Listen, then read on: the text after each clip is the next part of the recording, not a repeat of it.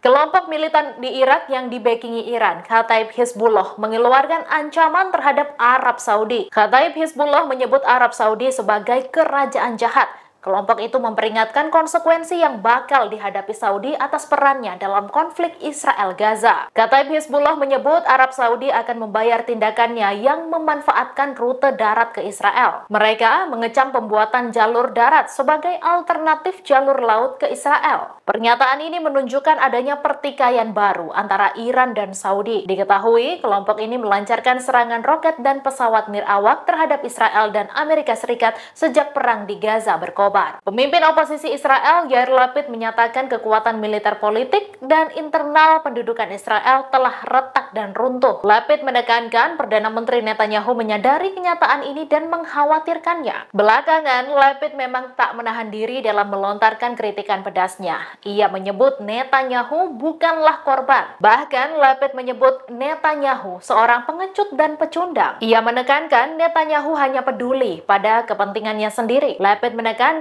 Israel selalu menentang perang jangka panjang karena militernya bergantung pada pasukan cadangan yang tidak cocok untuk jenis peperangan ini. Gerakan Hizbullah Lebanon pada Senin 15 Juli mengumumkan pengeboman Kiryat Shmona, wilayah Israel Utara. Serangan Hizbullah itu dilakukan dengan puluhan roket Falak dan Katyusha. Hizbullah menegaskan serangan roket itu sebagai balasan atas bombardemen Israel di kota Bin Jebel, Lebanon Selatan. Pihak Israel mengklaim berhasil menjatuhkan sebagian besar roket Hizbullah tersebut. Sebelumnya, Sekjen Hizbullah Hasan Nasrallah mengingatkan para pejuangnya di Lebanon untuk waspada dan bersiap menghadapi skenario terburuk melawan Israel. Skenario terburuk yang dimaksud Nasrallah adalah perang besar dan terbuka antara Hizbullah dan IDF. Pejabat intelijen Amerika Serikat yakin jika pemimpin Hamas Yahya Sinwar bersembunyi di terowongan di bawah Khan Yunis, Gaza Selatan. Badan Intelijen Pusat atau CIA menilai Yahya Sinwar saat ini menghadapi tekanan yang meningkat dari komandan militer Hamas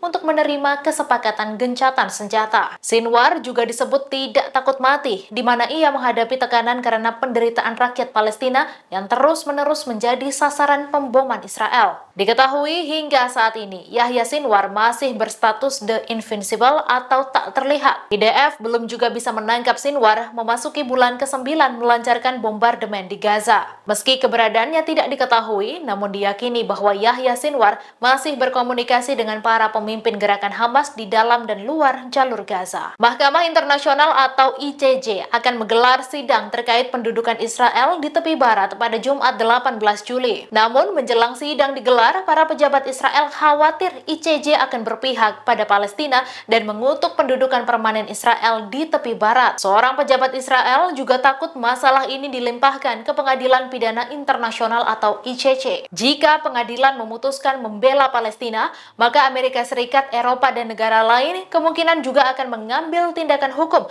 kepada para pemukim di tepi barat. Sebelumnya, beberapa negara barat telah memberikan sanksi kepada para pemukim Israel. Sanksi ini menyusul tingginya angka kekerasan di tepi barat yang sering dilakukan oleh pemukim Israel terhadap warga Palestina. Download Tribun X sekarang, menghadirkan lokal menjadi Indonesia.